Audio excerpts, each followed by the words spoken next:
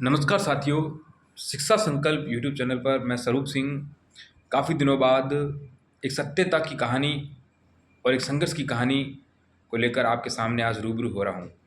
साथियों, ये कहानी जिस प्रकार मैंने अपने मित्र हितेश जी सोनी की बताई थी, उसी प्रकार ये कहानी मेरी खुद की है।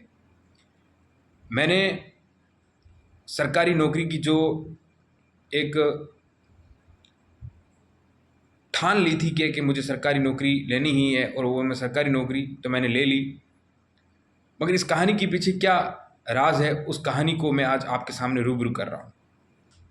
साथियों, मैं वाणिज्य वर्ग से हूँ और मैंने कक्षा 10वीं इंग्लिश मीडियम स्कूल से की थी और कक्षा 11वीं 12वीं मैंने वाणिज्य वर्ग से की।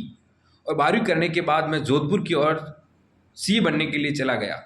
मगर 2005 में मेरे पिताजी का देहांत हो गया और उसके बाद मुझे इतना मेरे पास आर्थिक रूप से मैं मजबूत नहीं था कि मैं सीए की कोशिश कर सकूँ। और मैंने सीए का एग्ज़ाम पहली बार दिया, और ये एक ऐसी परीक्षा होती है जिसमें आरक्षण नहीं होता है, और मुझे 100 नंबर लाने थे और मेरे 90 नंबर आए थे। और दूसरा प्रयास मैंने किया ही नहीं क्योंकि मैं इतना आर्थिक रूप से मजबूत नहीं था।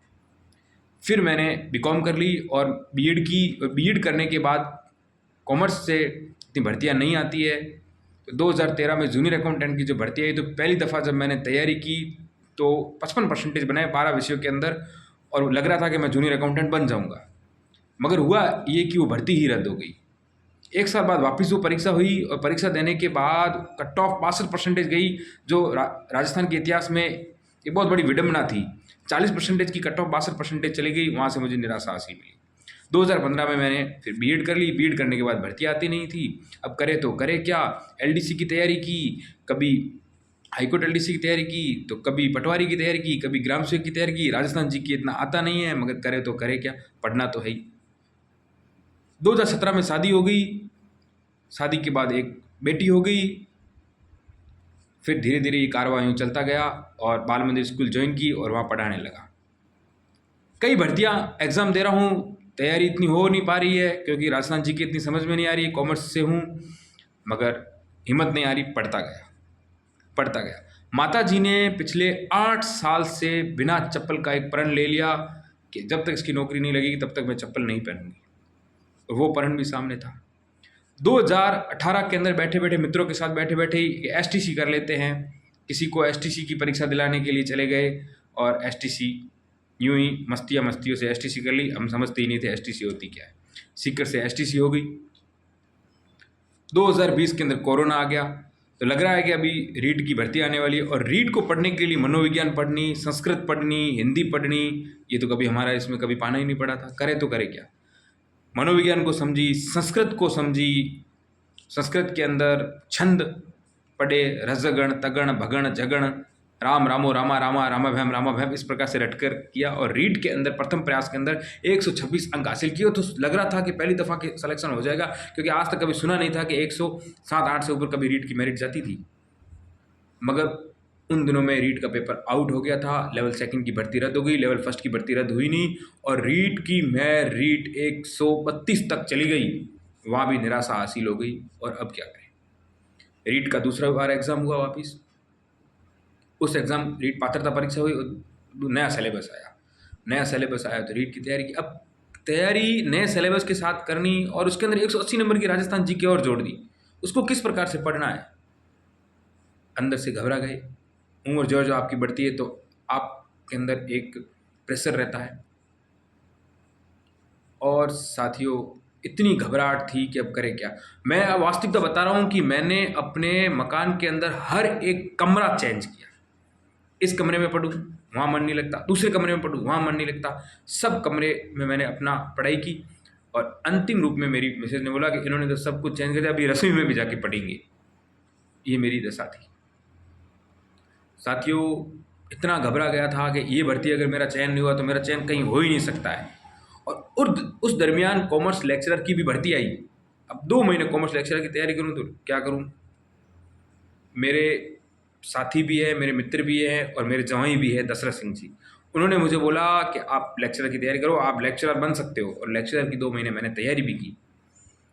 ज़्यादा मैं परफॉर्मेंस इतना अच्छा नहीं कर पाया, मगर मैंने 2 महीनों की तैयारी में मैं 250 के अंक लेके आया, और 290 के लगभग कट ऑफ गई। फर्स्ट दफ़ा मेरा था एग्ज़ाम वो कॉमर्स लेक्चर, क्योंकि 110 के अंदर भर्ती आती है। उसके बाद रीट मैन का एग्ज़ाम, और मैन का एग्ज़ाम ये हालत थी कि घर से जब बाहर निकला तो अकेला जा नहीं पा रहा था, कोई न कोई साथी चाहिए साथ। उस दरमियान ये बात सच्ची है और आंखों में आंसू भी है कि मैं अपनी माताजी को साथ में लेके गया और हम हमारे गुरु आश्रम के अंदर रुके। गुरु आश्रम के अंदर रुके तो एक दो टॉपिक बाकी थे। अब उस दरमियान मैं उस टॉपिक को कंप्लीट कर रहा था और गुरुजी बाहर फ़ोन पे बात कर रहे थे, तो इतना गुस्सा गुरुजी पे भी आ रहा था कि ये फ़ोन पे क्यों बात कर रहे हैं, इतना चिड़चिड़ापन था क्योंकि कहीं न कहीं डर था। और वो उन गुरुजी को, अब वो गुरुजी तो कह रहे हैं कि ये सब अब कोई मतलब नहीं है, जितना पढ़ना था पढ़ लिया। और इतना बुरी तरीके से सेंटर आया आंगनवा, और वहाँ जाने के लिए भी कम से कम 1 घंटा लगता है और पूरी कच्ची रोड। वहाँ जाके मैं एग्ज़ाम दे के आया। एग्ज़ाम दे के जो ही आया तो मिलाया, सब नेगेटिव हो रहे हैं, पूरे नेगेटिव हो गए। और उस रात में इतना रोया हूँ, मेरी माताजी भी घबरा गई, वो आंखों में आंसू थे। मैंने सोचा यार क्या हो गया, सिलेक्शन मेरा तो है ही नहीं, क्योंकि कट कटा के 90 सवाल ऐसे बच रहे हैं और लड़कों के 110, 105, 106। और क्योंकि सुना हुआ था ना कि रीट के अंदर 126 सवाल 150 में सही होते हैं, क्योंकि यहाँ नेगेटिव मार्किंग थी, तो 150 वाली तो एक अफवाह ही थी कि कौन कर पाए। 132 तो पूरे राजस्थान ने टॉप किया 132 से। ये हालत थी, इतना घबराया हुआ था। मगर मुझे तो उस समय पता चल गया, इधर से आंसर की बिलाई। पूरी रात में रोया हूँ, पूरी रात। मेरी माता जी मेरे साथी, वो मेरी गवाह है। तो 12 बजे मतलब एक ऐसा दिमाग के अंदर ऐसा कुछ होने लगा कि रो रो के आंखों में आंसू आ रहे हैं, जैसे मैं पागल हो जाऊंगा, क्योंकि मुझे पता था मेरा सिलेक्शन होना ही नहीं। किस्मत यहाँ साथ देती है और मेहनत तो साथ देती है, और मेहनत के साथ किस्मत देती है, और जिनकी दुआएं साथ होती है उनके साथ क्या होता है उसकी मैं बात कर रहा हूँ। देखें ये घटना कैसे घटती है। फिर सुबह सामाजिक का एग्ज़ाम था, माताजी ने उठाया, रात भर तो नींद कहाँ आई, वही रोने वाली कंडीशन थी। मैंने कहा मुझे परीक्षा नहीं देनी है, क्या मतलब, जिसकी तैयारी की उसमें तो सिलेक्शन ही नहीं हो रहा है, इसमें कहाँ से सिलेक्शन हो जाएगा। वहाँ से मैं निकला तो भी मैं मम्मी ने कहा चलो आप जाकर परीक्षा तो दे के आओ। और वहाँ उस दरमियान मैं जा रहा था उस रोड पे, ये सोच रहा हूँ कि सामने से कोई गाड़ी आ जाए और ऊपर चढ़ जाए तो मैं मर जाऊँ तो अच्छी बात, क्योंकि मैं क्या मुँह दिखा कर जाऊँगा और समाज में क्या बोलूँगा और पड़ोसियों को क्या बोलूँगा कि मेरी क्या तैयारी थी।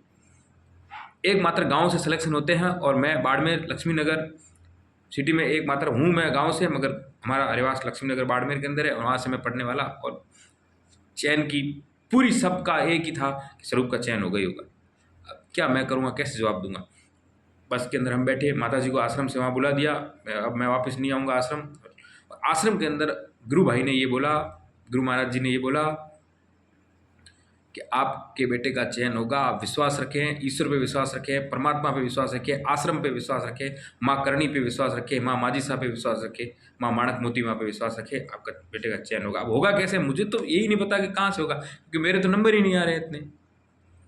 फिर हम बस में बैठ के आ गए और बस के अंदर कई लड़के मस्तियाँ भी कर रहे, हंस रहे हैं, कर रहे। माता जी मेरे सामने देख रहे, मैं माता जी के सामने देख, आंखों में मेरे आंसू। घर पे आया, घर देखा, बच्ची को देखा, पूरा घर वापस दिमाग के अंदर दिखा, तो थोड़ी थोड़ी टेंशन रिलीज़ होने लगी। 26 फरवरी को ये एग्ज़ाम हुई थी, उस दिन से टेलीग्राम पे एक ही बात थी, कट ऑफ क्या आ जाएगी, कट ऑफ क्या आ जाएगी, कट ऑफ क्या आ जाएगी। वो इतना एक डर, बस आंसर की आई तो और क्वेश्चन कम हो गए, अब और घबराहट सी हो गई। कुछ क्वेश्चन भी देखे तो ये करना था, वो ओमार में वो गोला छूट गया, ये छूट गया, ऐसे कर करके 20 से 30 बार उस ओमार को मैंने मिले। फिर सेक्शन वाइज नंबर कटते हैं, वो समझ में नहीं आ रहा है कि कितने अपने वास्तव में नंबर है। फिर फाइनल आंसर की ओर आती है, जो अपने गलत थे वो वापस सही हो जाते हैं। किस्मत ने पलटा मारा, माँ करणी ने सुना, और माँ का जो लगन था, 8 साल से पैदल जो चल रही थी, उस माँ की पूजा ने कुछ कर दिखाया। और बहन की जो प्रतिज्ञा थी, जो हम हमेशा मूर्ति के आगे एक चिट्ठी लिखकर उस मंदिर के आगे चिपकाना कि मेरे भाई का सिलेक्शन हो जाए, इतनी दुआएं मेरे पीछे थी, पत्नी की आस्था थी। उसमें से एक और टर्निंग पॉइंट आता है कि 2 गुणा में तो मेरा चयन हो जाता है। 2 गुणा चयन के बाद मेरे एक और लड़की होती है, और घबराहट। और लड़की, क्योंकि 2 लड़कियां हैं और दोनों ही लड़कियां सीजर से, अब करेंगे तो करेंगे क्या। अब 1 गुणा में होगा नहीं होगा, और आंसर की आती है, आंसर और चेंज होते हैं, और हमारे जो 5 क्वेश्चन गलत हो गए थे वो 5 क्वेश्चन वापस सही में बदल जाते हैं। ये किस्मत ने साथ दिया। जो लड़की हुई वो अपनी किस्मत का लिखवा के लाती है। और मेरा चयन शिक्षक भर्ती अध्यापक लेवल 1 के अंदर हो जाता है। जब 30 की उम्र निकल जाती है तो सिलेक्शन जब होता है तो ये खुशी भी बहुत बड़ी बात होती है, क्योंकि उसके बाद पढ़ना बहुत मुश्किल होता है, आपका कॉन्फिडेंस लेवल गिर जाता है। ये सब घटना घटने के बाद मेरा चयन हो जाता है और आज मैं सफल हूँ, सरकारी कर्मचारी हूँ और आगे भी मैं प्रयास कर रहा हूँ, आगे और बढ़ूँगा। ये मेरी कहानी थी साथियों। इस कहानी में कहीं ईश्वर ने मेरा बहुत बड़ा साथ दिया और माँ, बहनें और भी रिश्तेदार, परिवार, इनका भी सहयोग रहा और आज मैं कोटा ज़िले से आगे इटावा ब्लॉक के अंदर मैं नौकरी कर रहा हूँ। और इटावा आने से पहले मैं घबरा रहा था कि मैं कैसे वहाँ जाके नौकरी करूँगा क्या, और मैं अपने एक भांजे के साथ यहाँ मैं निकला जिसका नाम गोविंद है, और ईश्वर से प्रार्थना कर रहे हैं कि वो भी एक अच्छी तैयारी कर रहे हैं और जल्दी वो कामयाब होंगी।